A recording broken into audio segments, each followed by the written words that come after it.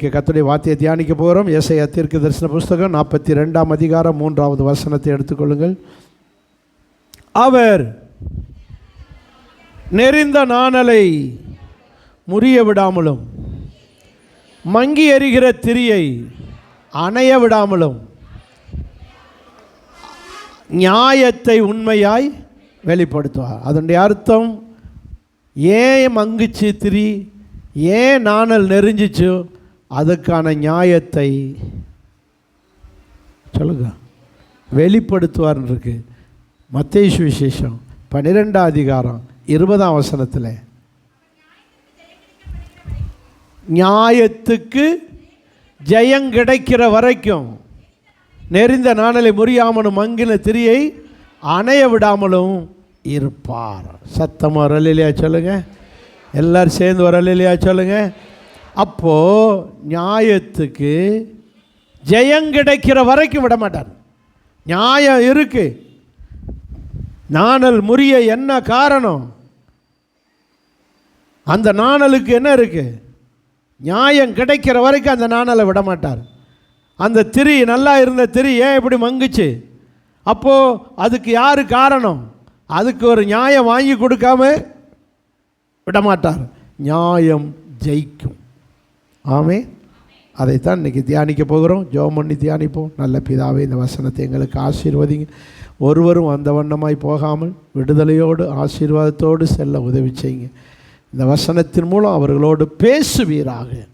இயேசுவின் நாமத்தில் பிதாவே, ஆமென்.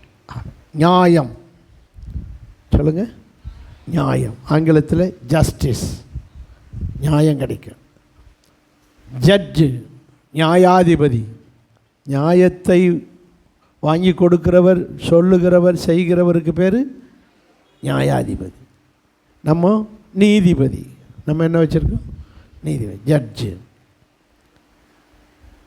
Judgement hall, நியாயஸ்தலம்.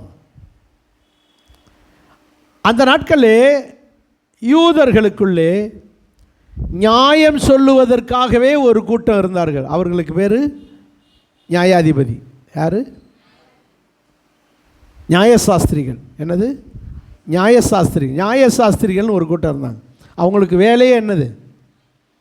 பைபிள் வசனத்தின்படி நியாயம் சொல்லி வாங்கி கொடுக்கறத, நியாயத்தை சொல்கிறது தான் அவங்க வேலை. பிரச்சனையோடு வருகிறவர்களுக்கு ஆலோசனை சொல்லுவதற்காக ஒரு கூட்டம், ஒரு சங்கம் இருந்தது. அதுக்கு பேர் ஆலோசனை சங்கம். நியாயம் சொல்லுவதற்கு ஒரு சங்கம் இருந்தது. அதுக்கு பேர் நியாயசங்கம், நியாயஸ்தலம், நியாயஸ்தலம். நியாயசாஸ்திரி. என்னது? நியாயசாஸ்திரி. இதையெல்லாம் விசாரிக்கிறதுக்கு ஜட்ஜ்மெண்ட், நியாய விசாரணை ஸ்தலம். இப்படியெல்லாம் யூத இனத்துக்குள்ள மட்டும்தான் இந்த செட்டப் இருந்துச்சு. மற்ற புறஜாதிகள், யூதர் இல்லாதவர்கள் எல்லாம் தான் தோன்றிய வாழ்ந்தார்கள். அவங்களுக்கு போலீஸ் ஸ்டேஷனும் கிடையாது, கோர்ட்டும் கிடையாது, இப்படி நியாயம் சொல்கிறதுக்கும் ஆளும் கிடையாது, நியாயம் விசாரிக்கிறதுக்கும் ஆள் கிடையாது. மன்னர் வாயில், அரசன் வாயில் என்ன வருதோ அதுதான் தீர்ப்பு. இப்படி புறஜாதிகள், அதாவது பாதுகாப்பற்ற வாழ்க்கை வாழ்ந்தார்கள். யூத இனங்கள் அறிவு சார்ந்த இனங்களாக வேத வசனத்தை படித்து தேவன் கொடுத்த நியாயத்தின்படி ஒரு கட்டமைப்போடு ஒழுங்கோடு வாழ்ந்த இனம் ஒன்று உண்டென்றால் அது இஸ்ரவேலர்களாகிய யூதர்கள். இந்த இனத்தில் இயேசு வந்து பிறக்கிறார். மத்தேயு சுவிசேஷம் 19ஆம் அதிகாரம் 3ஆம் வசனத்தில் இயேசுவிடத்தில் வந்து கேட்கிறார்கள் நியாயசாஸ்திரிகள், புருஷன் மனைவியை தள்ளி விடுவது போச்சு, நியாயமா? புருஷன் மனைவியை தள்ளி விடுவது நியாயமா? அதில் கொஞ்சம் தெளிவாக சொல்கிறாங்க. முகாந்திரம் இல்லாமல் தள்ளி விடுவது நியாயம். அப்படின்னா என்ன அர்த்தம்? காரணம் இல்லாமல் மனைவியை. ஏன் இப்படி கேட்குறாங்க?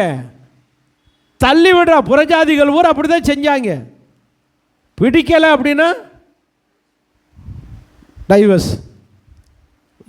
இப்போ 2000 வருஷத்துக்கு முன்னாடியே இப்படி கேட்டவங்க இப்போ அமெரிக்கா போன்ற தேசத்துலலாம் காரணமில்லாத டைவர்ஸ்க்கு என்ன காரணம்? என்னுடைய வீட்டுக்காரர் ரொம்ப கொரட்டை விடுகிறார், என்னால் தூங்க முடியல. டைவர்ஸுக்கு ரீசனை பாருங்கள். இந்த மனுஷன் ஓயாமல் கொரட்டை விடுறாரு, என்னால் பக்கத்தில் தூங்கவே முடியல, அதனால் இவரோடு நான் வாழவே முடியாது.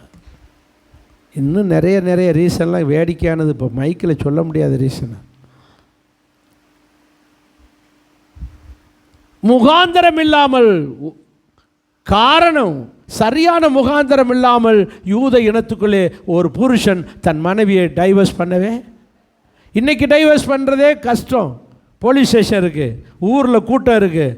என்னடா எல்லாருக்கும் முன்னாடி தாலி கட்டிட்டு இப்போ வேண்டான்ற, பிடிச்ச நாள் இழுப்படுத்துகிறான், அதுக்கு மேலே போலீஸ் ஸ்டேஷன், அதுக்கு மேலே கோர்ட்டு. சாமானியமாக டைவர்ஸு நடக்காது. ஆனால் அந்த காலத்தில் நினச்சா டைவர்ஸ்.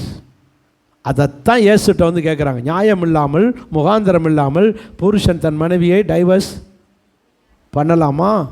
நியாயம் இல்லாமல் செய்யலாமா? இயேசு என்ன சொல்லியிருப்பார்? அவரே நியாயாதிபதி. வாசிங்க சங்கீத புஸ்தகம் 50ஆம் சங்கீதம் 6ஆம் வசனத்தை பாருங்கள். நம்ம இயேசு எப்படிப்பட்டவர்? இயேசு எப்படிப்பட்டவர்? வானங்களுடைய நீதி அறிவிக்கும் தேவனே நீதிபதி, நியாயாதிபதி.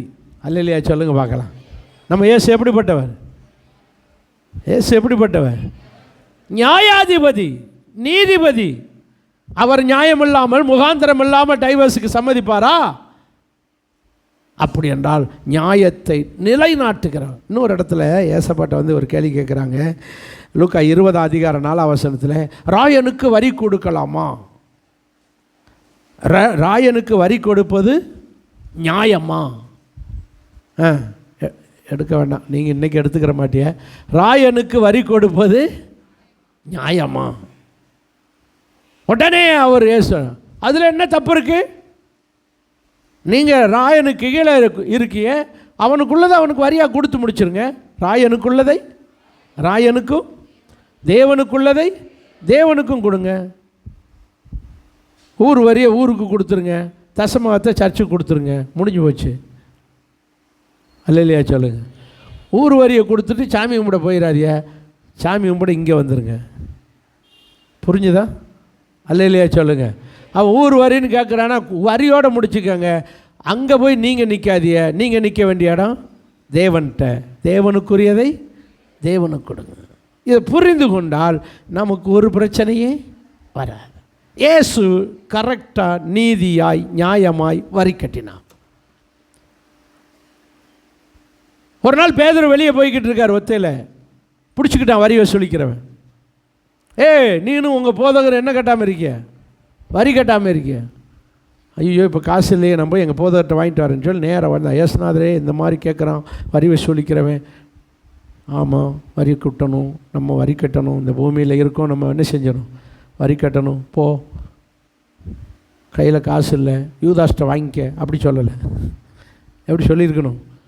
போ, யூதாஸ்ட்டை வாங்கி வரியை கட்டணும். யூதாஸ் கொடுத்தாலும் கொடுப்பேன், ஒரு கஞ்ச பிசினாரி போய் அவன்கிட்ட போகாத, நீ பாட்டில் போய் தூண்டில் எடுத்து தூண்டில் போடு, கடலில் போயிடு, ஒரு மீன் வரும், அந்த மீனை எடுத்து வாயை கிழிச்சு பாரு, அது வாய்க்கில் என்ன இருக்கும்?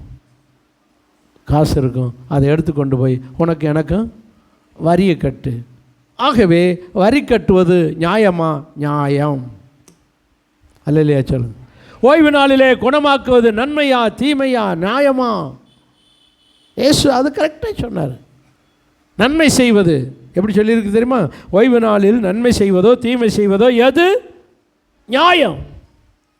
ஆண்டவர் எதையும் நியாயமாய் செய்கிற ஒரு நல்ல நியாயாதிபதியாக இருக்கிறார். நியாயத்தை வாங்கி கொடுக்கிறவர்.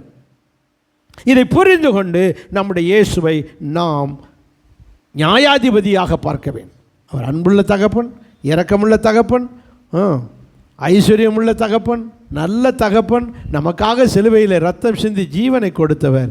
அதே நேரத்தில் அவர் நமக்கு ஒரு